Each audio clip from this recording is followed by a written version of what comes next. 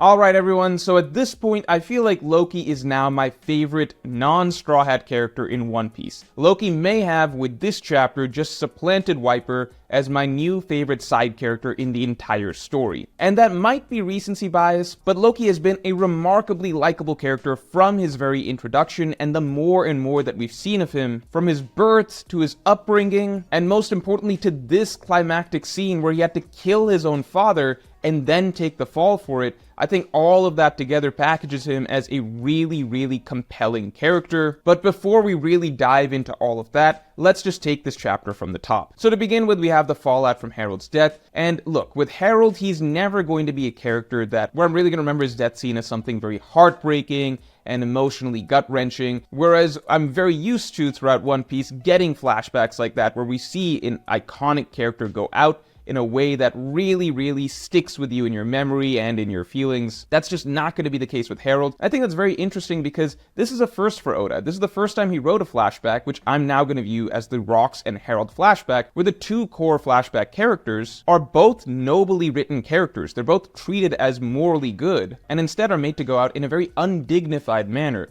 both as pawns of God, and both of them begging for somebody to put them out of their misery. And just as out of story, we're not going to really remember their deaths as something very, very emotionally touching, in story, that's kind of the case as well, where with both Rocks and Harold, you have the people who saw their death basically sort of agreeing to just never speak of this because what they saw is just so uncomfortable. Loki, Gaban, Shanks, they're basically like, yeah, we can never let anybody know what happened here in the castle. Just as Roger and Garp kind of silently agree that, yeah, we're not going to tell people how Rocks went out. And in general, the remnants of the Rocks pirates don't like to talk about Rocks' final moments that they saw of him. So it's really interesting that this late in the game, Oda is still changing things up and deliberately writing characters who go out in a manner that is actually much more muddy and much more uncomfortable than we're used to in the story of One Piece. And I talked about this more in depth in my previous video, Rocks and Harold, A Tale of War and Peace, but this chapter really does sort of cement the ideas that I was talking about in that video, if you want to go check that out for a deeper analysis on what Oda was trying to do with this entire flashback. But the flashback does wrap up here, and with that I want to congratulate Justin Holland for winning this week's chapter predictions by correctly predicting that the flashback would end and that we would be seeing Luffy's reaction to the end of the chapter. Make sure to tune into Friday streams every break week to get in on the chapter predictions competitions. Now, it is of course surprising to me, and I'm sure a lot of people, that the flashback ended right here, because I think a lot of us expected to see a little bit more of Loki's story, because we know that it doesn't end here. We know that there's a few things that come around the corner, such as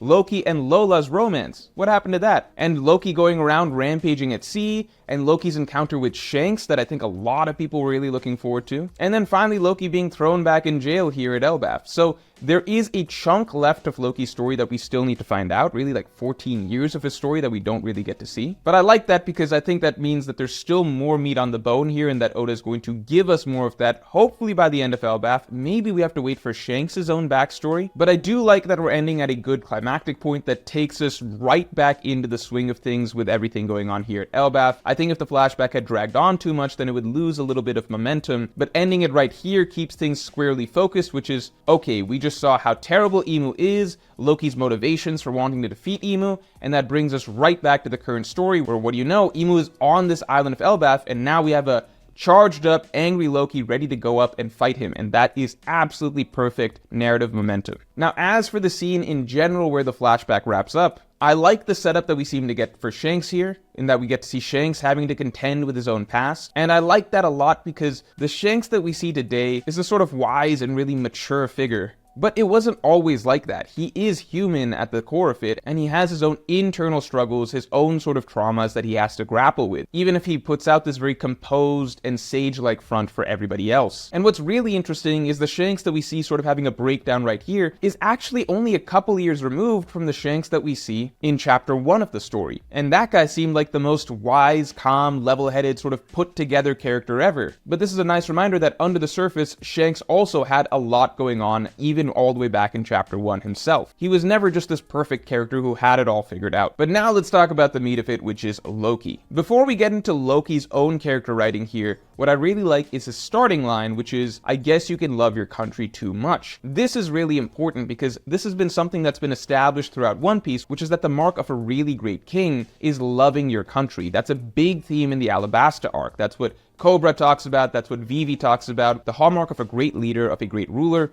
is just loving your country. That's why Vivi can't go sail with the Straw Hats. It's a line that's reiterated frequently throughout Alabasta. And we see it among other great kings in the story. Dalton loves Drum Kingdom. King Riku loves the nation of Dressrosa, and that's why it pains him so much to see what it's become. But finally in Elbaf, we're kind of getting the flip side of it, which is you have this King Harold who goes too far. In his deep, deep love for the country and his goals of trying to fix it and turn it into something that he views as more pure, he actually goes too far and takes it away from a lot of the values that actually were important to the country as well. And I think it's interesting that Imu himself is the one who also goes on to reflect on these ideas. Imu kind of mocking the fact that Harold is the type of character that is born to be a warrior. He should be a warrior. His whole nation is one of warriors, and yet Harold, in his love for his country, went so far in neutering them. What an aberration, what a mistake. And with this whole Harold incident, Imu kind of just writes off the whole nation of Elbaf as like, well, at their core, they're just these barbarians that, you know what, we don't even want them anyway. Which is very interesting because actually the Elbaf arc in the modern day starts with the Gods Knights actually trying to recruit Loki to their cause. And Imu once said that, no, we're never going to make an ancient giant or a giant of Elbaf a Gods Knight again. So this suggests that there was some sort of change in thinking, and I wouldn't be surprised if that's because the final war is coming around the corner, and so Imu is having to make some compromises here and there because he's just like, okay, we need some strong forces because Somers is not going to cut it. I do need some better Gods Knights, so let me break that rule I kind of made after the whole Herald incident, and let me invite Loki again to join the Gods Knights, but Loki of course says no. The other two big things we learn from Imu here is that one,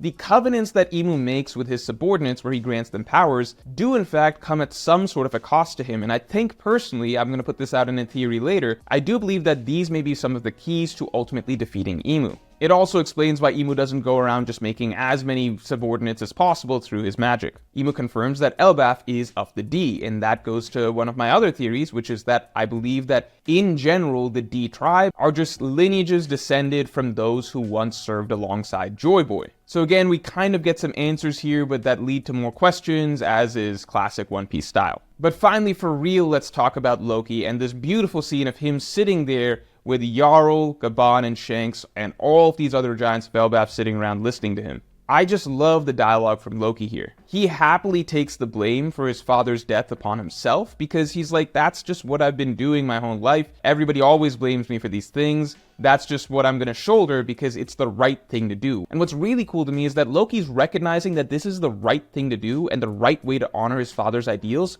even though he doesn't agree with his father's ideals. I think that's really interesting because lots of times you get, characters like Hiruluk passing on a will to Chopper, where it's the same sort of ideology being passed on from parent to child. But with Loki, he didn't agree with what his father was doing. He thinks that Elbaf is a place of war and it should be a place of war, but he still wants to honor his father's legacy anyway. And if his father felt like that is what is right for Elbaf, then Loki's like, you know what, I will treat that as correct as well. Because he could step up and become the king. That is offered to him, that is what should happen theoretically right here. But Loki says, even if I were to become king, I know myself. I know my own ways. They are not aligned with what Harold would have wanted, which is a peaceful Elbaf. Loki knows that at his core, he is a warrior. He is a fighter. That cannot change. And so he would not be able to continue to build Elbaf in the direction that Harold would have wanted. And so Loki's really honoring his father's legacy, doubly so by doing all of this. Because it's not just trying to protect his father's image and reputation, Loki also wants to uphold everything that his father built by sacrificing his own reputation completely, by sacrificing his right to the throne. He wants to preserve everything about Harold, both his father's reputation and legacy, and what his father has built, and the future of Elbaf that he has been pushing towards. So Loki's like, the thing that I know is war, so the way I'm going to solve this whole situation is go to war with Imu. I don't care what the Giants of Elbaf think of me. They've always thought these things about me. Let them think that. I would rather they think well of my father instead and keep building on what he built. I think that's beautiful. And with that, Loki sets off to go fight Imu. I would love to know why Shanks decides that he needs to stop him in this endeavor or what goes on there. But as we know with One Piece, lots of times the things that we hear about a story in advance turn out to be missing a ton of context. As is the case with, when we heard that Loki killed his father. Now we have all the context and now everything makes sense. And so now finally the chapter ends with, Hadruden forgiving Loki. I don't really care about Hadruden, so, take that as you will. And the cool thing is that it's time to fight. So, really important thing to note for Loki here is that Loki is still severely nerfed. I think it is so insanely interesting that Oda decided that he needed to nerf Loki for his big debut in battle in the modern day arc of Elbaf. I think it's likely that even after this whole flashback, people will still be underestimating Loki to some degree, even though he just went toe to toe with Herald, who characters are openly acknowledging basically would have been a huge problem for the entire world if he got out. And this is Herald, who was fighting evenly with Rox before, who's been amped by Emu, who basically became this unstoppable, forever regenerating force. Loki was going perfectly even with him, even before Herald came back to his senses and allowed Loki to get the finishing blow. So Loki is insanely strong. And even if people might be skeptical, I do think that the biggest indicator that Loki might just be as strong as he seems on paper is the fact that Oda decided that I need to weaken this character for him to slot into the story of Elbaf. Oda has never done that with a significant side character before. Oda was never like, I need to nerf Yamato before the arc starts so she's injured. Oda was never like, I need to nerf Viper before the arc starts so that he's injured. Loki is the first character that Oda's like, this guy's too strong. He's too strong. I need him severely injured. He's not going to be back at full health for like a month. And now I can slot him in next to Luffy and the Straughts and everything, and it won't be out of place. And even with that, the first thing that Loki does is take out this monster that is literally larger than mountain ranges. Like, no exaggeration whatsoever. This monster towers over mountain ranges. This is like a Zunisha-sized creature, practically. And it looks like Loki takes it out with one strike, and the big revealing thing about this strike is that it establishes that Loki doesn't just have lightning powers with Ragnar. It appears that Ragnar also has ice powers, which is just insane, because at that point, whatever this squirtle fruit is, it's arguably the strongest fruit in existence outside of maybe the Nika fruit, Guragur no Mi, and Emu's fruit. But outside of that, the absurd package of abilities that it grants, on the scale that it grants, which is lightning far greater than Enel's lightning, and ice on a scale that seems reasonably comparable to Aokiji, this fruit is absolutely absurd, whatever this fruit is, and we haven't even gotten to Loki's own fruit, which is even more hyped up than the hammer itself. So really excited to see everything Loki can do, but we're not even gonna get to see Loki at his best in this arc, because Oda nerfed him on top of everything else. And finally, we have the voice of the people, my top tier of patrons.